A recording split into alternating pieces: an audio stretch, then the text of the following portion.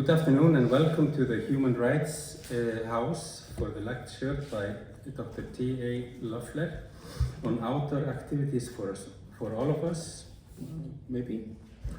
Held in collaboration between ÖBI, the Icelandic Disability Alliance, and the Department of Leisure and Social Studies at the University of Iceland. My name is Stefán Vilbergsson and I am a project manager for accessibility issues at ÖBI.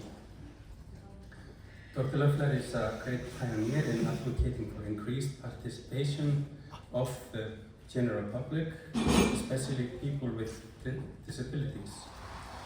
We all know how important physical activity and outdoor recreations are for both physical and mental health, but also that the conditions for people with disabilities to engage in such activities are not always ideal. For example, until last year, here in Iceland, persons with disabilities were not allocated assistive devices for leisure or recreational purposes, including outdoor activities and sports, which of course can lead to deteriorating health and social isolation. We are hopefully on the right path as a society, and it is important that all of us actively promote human rights and independent living. Therefore, we are excited to hear the advice and encouragement that Dr. Loeffle can offer us. But first, I would like to invite Dr. Jakob Frímann Þorsteinsson from the Department of Leisure and Social Studies at the University of Iceland to step up. Jakob Frímann Þorsteinsson heiti ég og takk fyrir að koma og verja tíma með okkur í þessa stund saman og hugsa saman og vonandi breyta saman. Ég ætla að byrja I'm going to start to say a few words in Icelandic and then switch over to English. Það þannig að ég hitti T.A. fyrir nokkrum árum síðan á ráðstefnu og hef bara verið að spjalla við hennar svona í kaffihléu. Og strax var hún svona dálítið húmoristi og við náðum saman í að segja eitthvað svona aulabrandara sem við hlógum að. Og svo hef ég verið að fylgjast með henni sem fræðimanni og hún hefur skrifað heilmikið útivist og útinám og útikennslu og er að vinna í samfélagi sem ekkert ósvipað í Íslandi. Nýfundalandi held í 470.000 manna samfélag og byggir á þorskveiðum og svona umleikið hafi, þannig að þetta er svona við margt líkt. Mér finnst það sem hún hefur verið að gera í að gera útivist aðgengilega stórmerkilegt, en hennar bakgrunnur sem svona afrekskona á sviði fjallamennsku hefur líka gert mig svona snortinn. Hún hefur labbað 7 og 8 hæstu fjöllum heims og gert þetta í 2 eða 3 tilraunir við Everest. Þannig hún er svona afrekskona á þessu sviði, en samhliða því er hún líka að tala fyrir útivist fyrir alla. Þannig að mér finnst þetta mikill heiður og mjög spennandi að fá hana.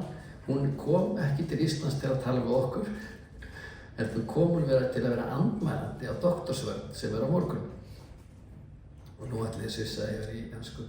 And when I heard that she was coming to Iceland to play the role as an opponent on a PhD defense, I said, wow, we need to meet. And then I asked her, is it okay that I organize something just for you to meet my students? I said, well, that's okay. And I'm teaching 2 groups of students this winter, so she met one in the Botanic Garden this morning. So I picked her up at the airport at 9:30, and she started to teach at 10:30. And she was teaching mostly till 1 o'clock or 2 o'clock today. And then she had an hour break. And then she is talking now, and then she will meet some students tomorrow, and then she will do the opponent thing, and then I will take her on a trip this weekend. So if somebody wants to hike with us in Hengilsvæðið, close to Hreysi, you are welcome to join us. So thank you very much, T.A., for being so open-minded and share your your experience and views, and I admired you hugely. And one part of her humorous kind is we met at a conference in Finland a few years ago, and we were a group of people from Iceland who came there, and I found Lífið in one of the stores in Helsinki. And of course I brought it with me, and each morning I walked between people's tables and I said, you have to take Lífið at breakfast. But then I forgot the rest of the Lífið in the what do you call it, in the house or whatever. And she picked it up and she took photos of Lífið traveling back with her to Canada. And so I have got many photos of this Lífið bottle around the world, and I laughed a lot of it. So I'm pleased to welcome you here, and I'm looking very much forward for your interesting talk. Welcome. Thank you very much for the warm welcome. It's very wonderful to be back in Iceland. It's my 4th visit, and my first time spending time in and around the university. So as already stated, I am a professor at Memorial University in St. John's, Newfoundland, Canada. About as close to Iceland in Canada as you can be. Basically, if we take one step, we'll follow in the Atlantic, or if I paddle my sea kayak in the right direction, I would come here to Iceland. And Jakob said, could I find a picture of Lífið? And indeed, in the last second when he wasn't looking, I posted it. I often like to ask myself, how did I come to be standing here presenting to you? I look back, and for me, I can see that it was a long history of relating to the outdoors, facilitated by family, by community, by my schooling, and by organizations that allowed me to develop a well-rounded relationship to the out of doors, which then led me to want to help facilitate that for others. And Jakob wanted me to add this picture. In my circles, I'm often known as being a high-altitude mountaineer. I've climbed all of the 7 summits, including 80-some% of Everest, and people often hear me talk about that.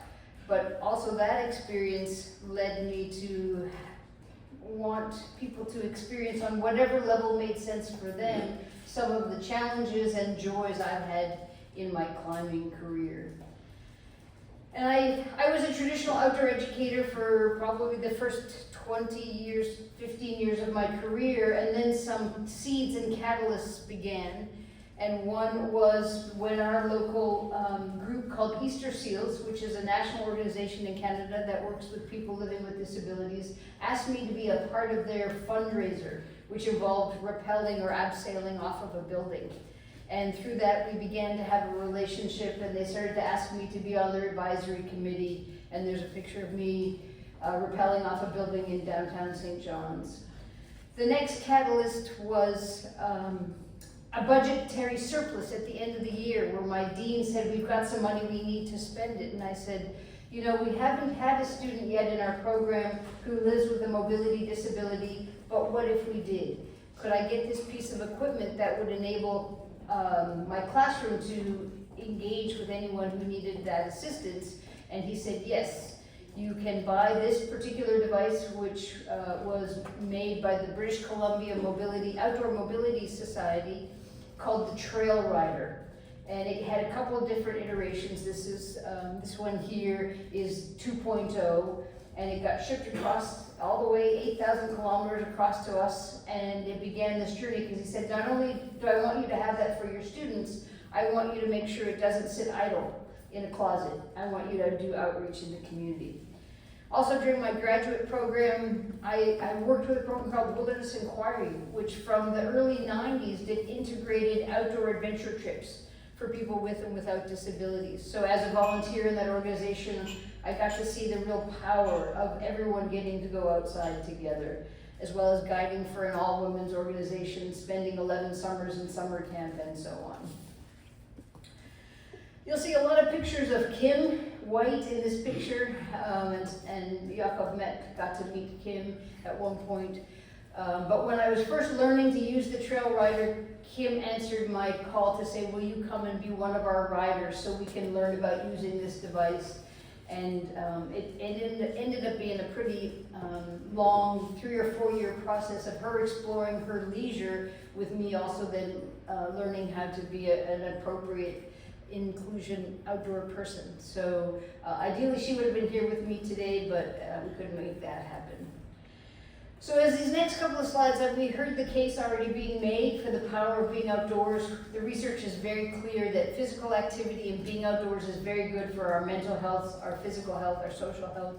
So in all of these slides, which I borrowed from another presentation, when it says children, please just substitute everybody in there. But I think learning, we often learn that initial relationship to nature when we are children. So having programs and supports in families and in schools to start that relationship young, I think gets people off to making that a strong support. And I think, I know in Iceland there's been lots of traditional activities, as we would say in North America, on the land. And I come from a place that's also an island where there's been a strong tradition of berry picking, cod harvest, and being out, but we're now seeing those traditions being lost, and our young people now come with less of those skills. So in our programs at the university, we're trying to work to give them those skills again, so they can become facilitators of passing on those traditions. So this is my grandmother, and that's me in the bucket. My first early outdoor bath. And it's there for 2 reasons. One is, I learned that you could take a bath anywhere, and 2, that it was okay to be outside, and that we needed important people in our lives. And I'm going to talk about that a little bit more later, come back to that help us be outdoors. And so there's another experience with myself and my father with very early exposure to heights. In North America at this point, if this scene was ever seen, then probably the parent would be arrested. Whereas I was allowed to develop lots of competency and felt very comfortable at heights, and I key that into my success at being a mountaineer. As well as being allowed to be dirty. The thing underneath just says that children that go outside lead healthier lives, over the captioning. And when we go outside, these are my granddaughters, we start to develop that sense of wonder and that connection. And it's always been said that if we don't have a connection with the natural environment, it's harder for us to protect it. So we're creating these cycles where people are being set up for health, but we're also setting ourselves up for planetary health by giving people those reasons to want to protect it. You're also seeing here a canoe adaptation. So the adaptation is when you're taking 2-year-olds, and later when we had her brother along who was 1, you don't want the canoes to tip, so the easiest way to make 2 canoes not tip is to tie them together into a catamaran. So this makes it possible for the adults to paddle and for the kids to be safely able to play and shift. And so a lot of working with folks outside is about learning how to be flexible and how to bring in adaptations. So I've made this point already that it's actually important for all of us to have that ability to interact with nature, whether that's what I call near nature, so nature in our homes or in here, like in the back where we have plants, mid-nature, so our city parks, our green environment hopefully around us, and then far nature where we might go on an expedition or a longer kind of a trip. And we want to sort out thinking about access in all 3 of those areas. And we know that the greener the school day is for children as well, especially children that are having trouble paying attention, that green spaces help them pay attention in school, and sometimes even can reduce the amount of medication they're using by being outside. So again, we can just continue to build the evidence. I'm in a school of physical education, and I remember at one point one of my exercise physiology colleagues came in and he slapped this thing on the desk in front of a meeting. He said, "No one should ever exercise indoors ever again. I'm like, okay, he's ready to go and join me in the outdoor pursuits. And it was just, you work harder, but don't think your work is hard. You get the mental health benefits. So when we can do some of our physical activity outdoors, it just makes a lot of sense. And when we go outside, then we learn a lot of lessons from being outside. So this is when I'm going to make what we call in English a syllogism. So I'm going to take you just strictly through a little bit of a logical path. So if the outdoors for me has meant a lot about mountains, I took lessons, they became my teacher. If we say that mountains roughly equal nature, so then nature is a teacher. And at least in where I live, nature equals trees. I know not in Iceland. I know the first time we came, we got quite the kick out of the picnic areas having one big evergreen tree on the signage on the ring road, because there was never a tree to be seen. But if nature is equal sort of to trees, and trees have sap, so in trees sap is the liquid that helps them stay healthy, that brings the nutrition, then sap in this example is significant adult persons. And so a SAP can be anyone. It could be a parent, a caregiver, it could be a teacher, it could be a recreation leader, it could be a pastor, someone in a religious setting, it could be an art teacher. It can be anyone, can be a significant adult person to both children and to each other. And when they become our teachers, and then when we take people plus the outdoors plus significant adult persons, then we have active, engaged, healthy populations, is sort of where I'm going with this. And we need those people who are willing to show it's possible. So one of my favorite quotes is, "It's no doubt that a small group of thoughtful, committed people can change the world." And that's what I've seen in the world of trying to bring the outdoors in or bringing people out to the outdoors. It usually just takes someone who can take the courage to try a new piece of equipment, or just try a different kind of a program that's been offered before. So again, it was really the trail rider that got me going really specifically in this area, and having that for my students.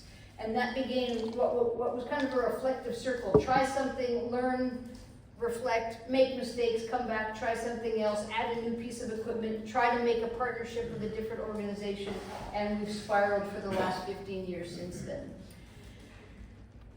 This is on the top, balancing view and footsteps. So no matter what the project is, for my case it's sometimes been climbing, sometimes it's trying to create a more inclusive society, we have to have that big view, and we have to have the footsteps that take us closer to it.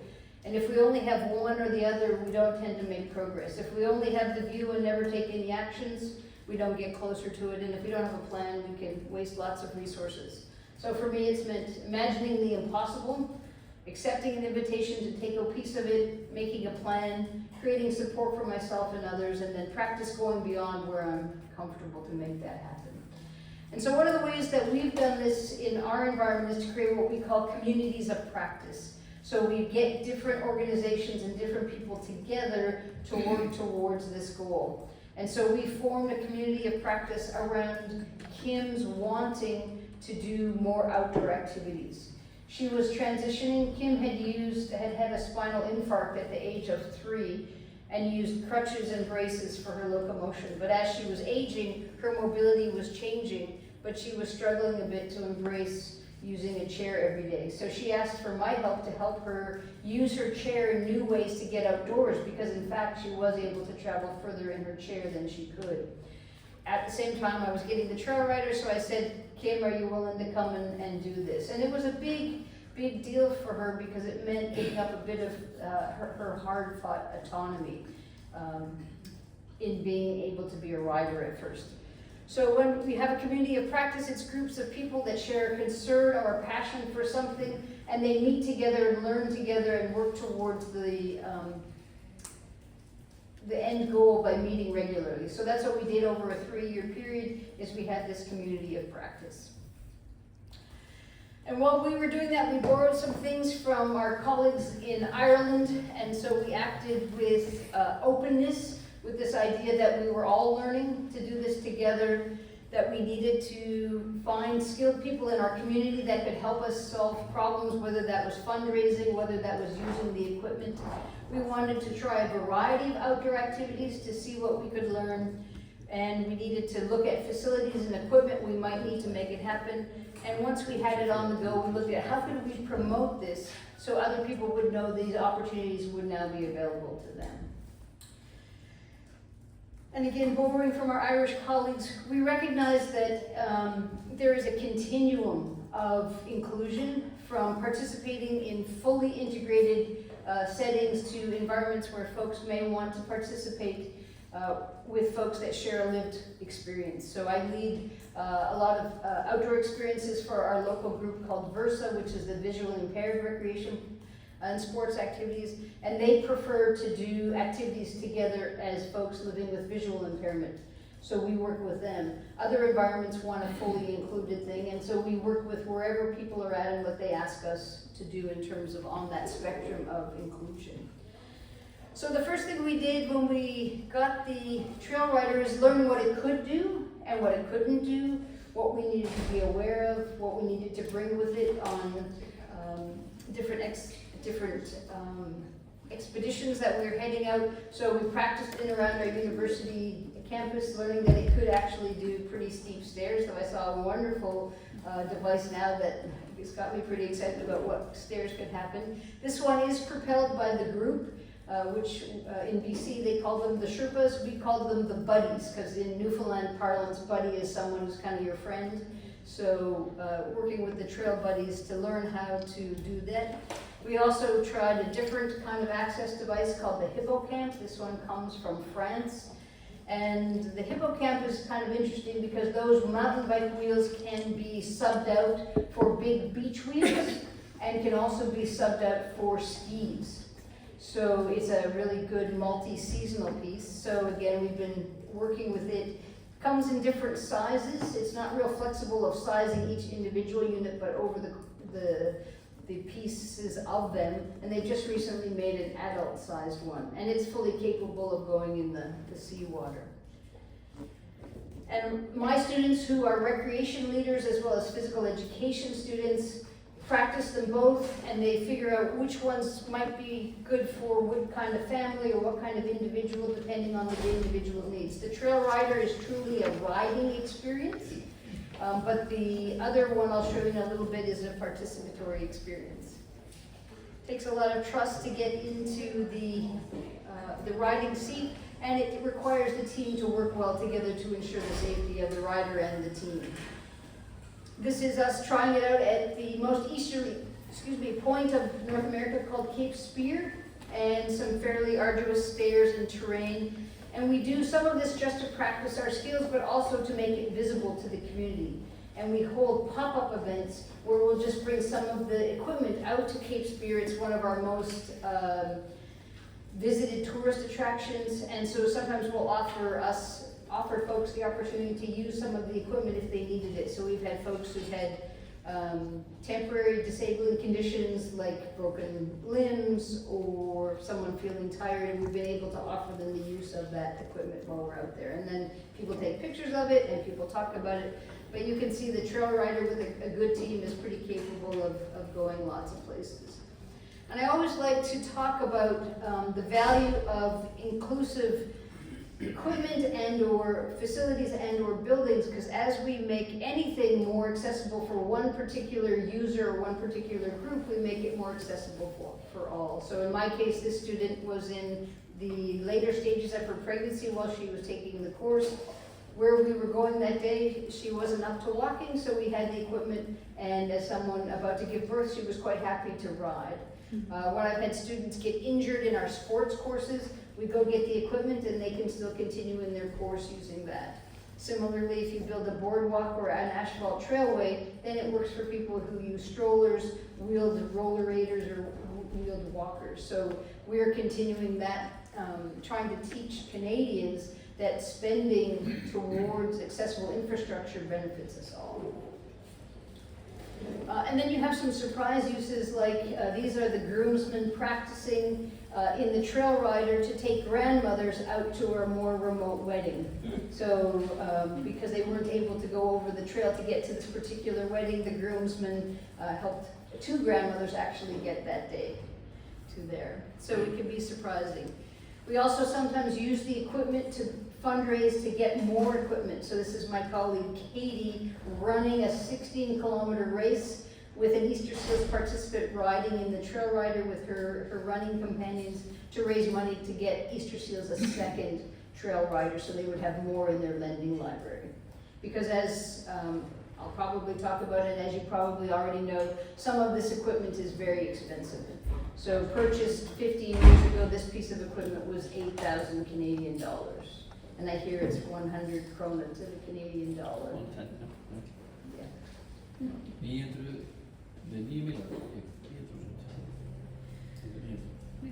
So another story about not only, it gets very easy to get caught up in the physical equipment and those things, but I think it's also important to recognize the social benefits and the social challenges of this. So as I had alluded to earlier, it was Kim gave me a very good gift when she said yes to riding, because she wasn't sure at all that she wanted to ride.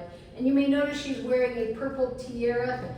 Her yellow sign says Princess on Board. And for her to be able to make peace with the fact that she was surrendering some of her independence to ride, she made it a big role play. And the group that was going out with her that day went along with it. And so she became the princess, we became her royal court, and we had a grand day. But the other thing that I found, and I was taught this by Wilderness Inquiry, is we need to make sure everyone has a role and a purpose in the group. It's not just we're serving Kim. In fact, we all benefit by going out together. So Kim was in charge of the snacks that day, and my goodness, did she bring some very yummy things. Because one thing about going outdoors, it's always about having a meal or a snack together. So she did that for us. And we started to learn, working on, this is our East Coast Trail, so it goes along our eastern seaboard, to see what it could do, what we could do with it. And indeed, for all of us that day, it was quite profound. We had an eagle fly over, and Kim had a almost spiritual experience when that eagle fell over. Sorry. That's when you can tell I didn't sleep quite so much last night. When the eagle flew over, we just all sat there in quiet, silent reverie to have shared this magical moment outside. And that sort of seeded this idea that when we create a community of practice, but we also create a community of access. So Kim was game after having tried this to try the trail rider again and many other activities. And those of us that were in this community of practice learned and enjoyed being outside so much as a community. Because when you're going on the bigger kinds of trails, it takes a team of 6 to 10, depending on how wild the terrain is.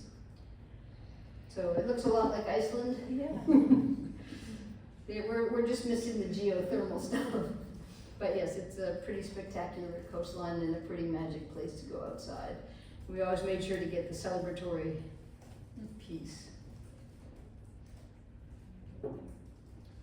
Another fun story was on this next journey, we went out as a team to a different view, seeing that in fact the trail rider could cope with puddles, that we could cope with very narrow paths, to get to an amazing spot overlooking Conception Bay, and we decided to stay for the sunset. But of course, if you stay for the sunset, it gets dark.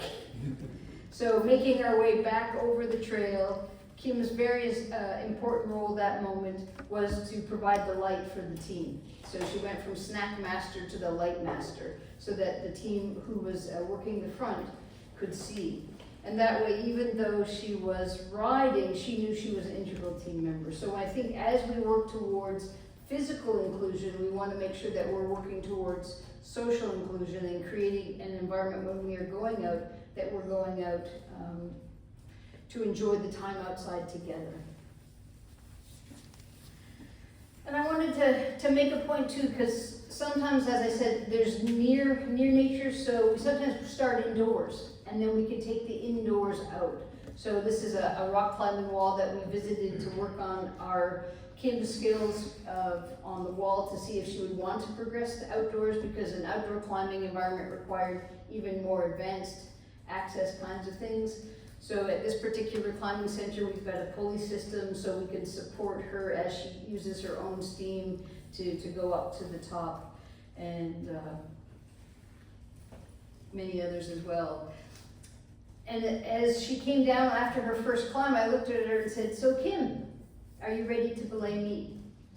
Because again, recognizing that Kim has kind of been in the hot seat, I wanted it to be fair, and I also wanted to be in the hot seat. So I offered her that opportunity, and she was at first a little taken aback, but I said, "You'll have a backup, and you're more than skilled enough. I will teach you." And again, it was trying to create that reciprocity so that we all have a stake in the adaptation of the outdoor activities, and she did a fine job. And this quote from Bell Hooks was just that philosophy. So I also, as the leader, teacher, person, needs to be willing to be vulnerable and to take those risks as well as the people I'm asking to go outside. Same facility had sledges, summer sledges, so we practiced going out and playing some ball hockey, and this is me falling over. Sledges are incredibly challenging. You get to learn to pick yourself up. And I think in some ways for my journey as learning to become a good ally to folks living with disabilities and to be an inclusion champion is that I mess up and I make mistakes, and I have to pick myself back up, apologize, attempt to do it better, and so that picture speaks for that. This picture also speaks to gear sometimes needs to be fitted quite well to folks, and that can also be a skill that gets developed in terms of seating, making sure the seating is appropriate, all those kinds of skills that can come with us as we go. And of course, always the person who lives that experience is in charge and leads the rest of us in what kind of adaptations they might need. And that then takes us on to the ice, to try the sledges on the ice. And all these things, not only do I did with Kim and I do with many others, our students participate in them as well. So they know what equipment is available in our community. So I teach physical education, so we teach hockey and ring ed and all these ice sports, not only in the standing version, but also in the seated version. And that then can go outside as well, because we have some outdoor skating rinks where people can get sledges from our local lending library. So you can go, just like to get a book, you can go and check out a sledge. So there's lots of different ways that we can support the availability of the equipment. And this is one of our ice hockey teams that plays sledge. And I would just like to point out, in the middle of the black jersey, we're very proud of him. He's from our province. He's a 4-time Paralympian in sledge hockey and wheelchair basketball. So that's Liam, and he's a great advocate. And this is Muggs Tebow, which is a great Newfoundland name. But Muggs was a recreational therapist at the Children's Hospital before she retired. And she, as one of those people, those small group of people, she is solely responsible in some ways for Liam being a Paralympian, for some of our skiers getting to go to the Canada Games. And that was just her passion, was to help people go outside, and she coached. And so again, I look for those people that are the leading edge of the wedge. Sometimes we go outside and do Nordic skiing in the summertime as well as the wintertime with folks. And knowing that the equipment can be very expensive, I'm always looking for lower cost opportunities to make the equipment more accessible on an economic means. So this is a kick sled, another Finnish import, besides teaching Finns to take it easy. But this device is about $400 Canadian. So significantly less expensive than any of our other adaptation things, and it's because it's not a medical device. But I've had families use it with their children that have special seating, as long as the seat could be affixed. I've seen seniors use it as a walker in the snow so they can keep themselves safe when it's slippery. I've seen people take them and use them if they just are fatigued or recovering from an illness, that they can bring their seat with them. And they're just kind of fun to ride and play with as well. So we use those as one example of how you can, I explained to Jakob's students the concept of MacGyvering, which is an English word for being creative. It comes from a television series where the guy solved everything with duct tape and rope, and he would make things. So sometimes when we're doing it, at least at the beginning, we may have to MacGyver a little bit.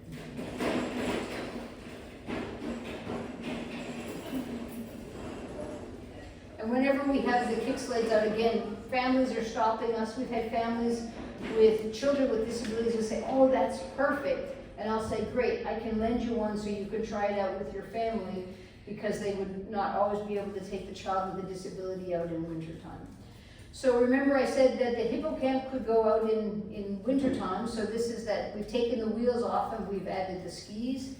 We've cut down a pair of ski poles so that Kim can use them and other riders can use them and actually help propel the device. It does two things. Of course, it gives them an active role, gives them physical activity, and keeps them warmer out in the winter environment. And we can go together and have a lovely time out in the woods. When I took Kim out that particular day, she let me in on a little secret that she hated winter. She absolutely despised winter because a Canadian winter just made her life miserable. We struggle with street clearing to keep the walkways safe, and this was her first experience of winter that she could see some possibility. She saw the light glinting on the snow and said, okay, maybe there is a place for me in a little bit of winter. So we open up possibilities when we open up different activities than the traditional activities that are offered to folks. And of course, there always has to be a snack or what we call a boil up. So if you go out, you're gonna have sometimes drinking tea, drinking coffee, eating biscuits so that you have that social piece. Some outdoor activities really lend themselves to becoming more inclusive, and boating is one of those. So sea kayaking is really, especially using double sea kayaks. Kim grew up on the water in a small community on the coast, but was never able to go out in boats in her home community. So one day my class was going sea kayaking as a way to say thank you. I said, would you like to come sea kayaking? And she said yes, so I worked with the outfitter to make sure our launch, we could get her to the launch, we could do her transfer into the boat, and then she put on the spray skirt and she burst into tears because it was the first time her disability wasn't visible to the world. And so that taught me as well that there's ways in which being out and having these experiences I couldn't ever see until she showed me that kind of a way. So we had a lovely grand paddle out with the entire group. And I knew that I would then reach out, and I did. I reached out and did training for all of our sea kayaking outfitters in the province so that they could sort out how to have accessible launches so they were ready to accept folks and do easily getting folks into the kayaks. There's also different kinds of outriggers and stabilizers for people who might want to be in the kayak under their own steam. Similarly to the kayaks, as you saw with the grandkids, we also use catamaran canoes for if we're ever paddling for a group of folks that it makes sense for them not to fall in. So when we are paddling with the Versa participants, visually impaired students at first, we don't want them to fall in, we catamaran the canoes. If the conditions are a little bit rough and we still want to go out and catamaran the canoes, we've even taken people living on ventilators out in the canoes. Because we know that there's no way the canoe is, and as long as we can transfer them safely, we can keep them safe on the water. And so there's lots of different ways that we can work with where people are at, what they'd like to do, and just with some creativity and some duct tape. There's also commercial solutions. So this is a commercial stand-up paddleboarding, but also sit-down paddleboarding option. So that folks that want to use their own chairs, in lots of settings though too, they have a separate chair because again, chairs are very expensive and you don't necessarily want to dump them in the water. So here's one of our Versa participants, and what we've discovered about working with visually impaired participants is we often have what we call land school. So we'll set up the canoes on the land and they'll get a chance to touch all the parts and practice all of the moves. And in fact, once we did land school for them, we started doing land school for everyone because it made a much gentler transition to being in the canoe. Some more This would be land Nordic skiing, so we can put the wheels on the sit ski for when it's summertime. And that brought us around to the grit chair. And this is a chair out of the US. It's a chair that's powered by levers. So it can go up and over different kinds of terrain that an ordinary everyday chair can't, because the casters go with the pneumatic wheel. And indeed, they call it the Grit Freedom Chair. And in many of the users I've worked with, they've said they've loved the freedom of being able to go out on the chair. And we found it was really important to have more than one, so folks could go out and use the grit chairs on our local trails together. And we also found placing them into facilities that people wanted to visit. So this morning I was at the botanical garden. Our botanical garden has 2 of these chairs right at the facility so that folks could just transfer into them and use them. And we find they get used mostly by people bringing their aging parents, and because they're also able just to be pushed. So we like to try to make everything into a communal kind of activity, and I think he's going to show you here how it gets used. A lot of these have been adopted by mud racers in the US, so they'll go on Spartan races and go as a team, and this has been one of their chairs of choice. So again, going out together. We also have worked what we call the dignity of risk. In talking to a lot of folks living with different disabilities and impairments, they often, by their families, have been placed in very protective cocoons and not allowed to take risks. And that was very true for Kim. Her family didn't want her to do anything risky, so we actually had to keep it a secret that she was going zip lining. And so we combined a couple of things. We combined the trail rider because we needed to be able to move between stations. And it was a student project that was led by one of my students who contacted the outfitter, saw that they were willing to work with us. And then what we would do is use that to get up to the zip lines. And then, so that's seeing a little view of the, oops, that's very bad camera work. And we also then would fly the trail rider between stations and get it set up really quickly on the other side so that we could use it to move between stations. And it was really wonderful to see that this outfitter was ready to work with us, to be ready for if they had clients that said, oh, we'd like to go zip lining. So you can see the trail rider can go lots of interesting places. And here we go.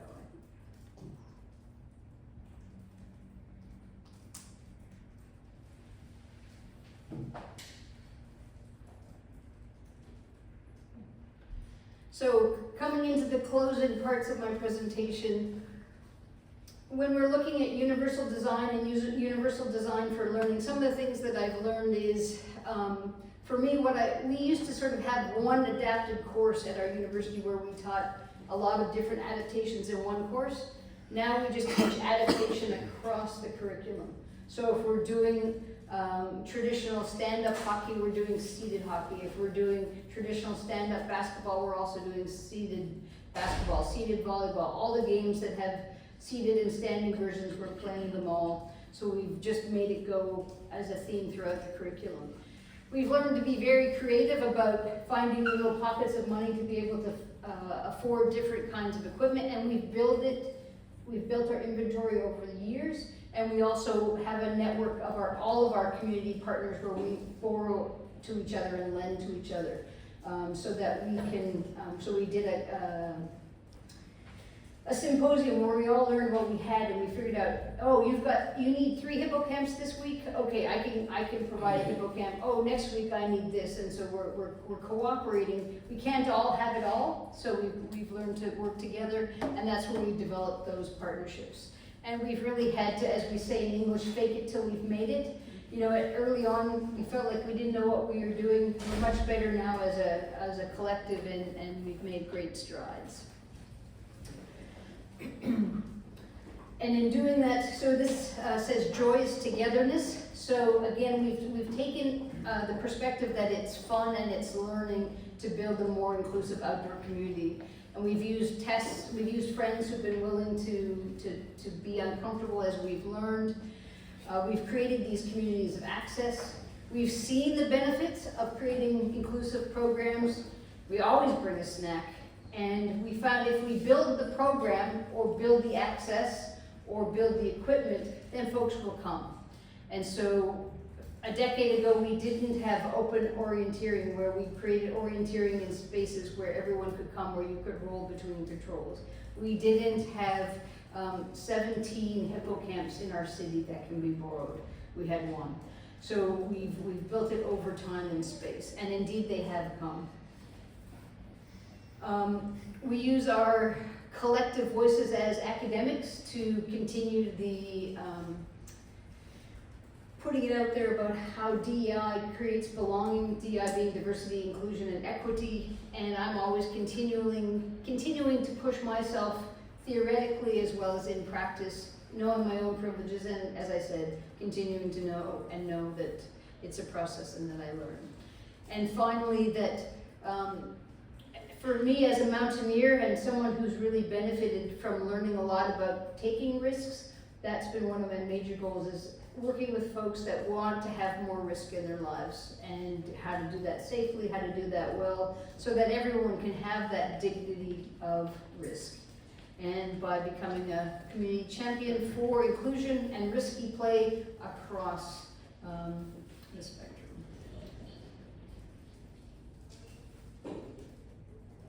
How we do one thing is how we do everything. Sometimes when we look at inclusion across it all, it can be it's hard to get it all right for everybody, so that if we've served one community, we might not be doing so well with another community. But each time we try something, we get better. Perfection is the enemy of the good, but we keep aiming for perfection.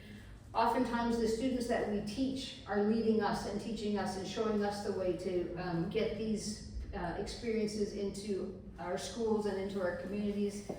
And each season provides opportunities. So sometimes winter is a much more inclusive environment, but it can also be an absolute barrier, and other seasons as well.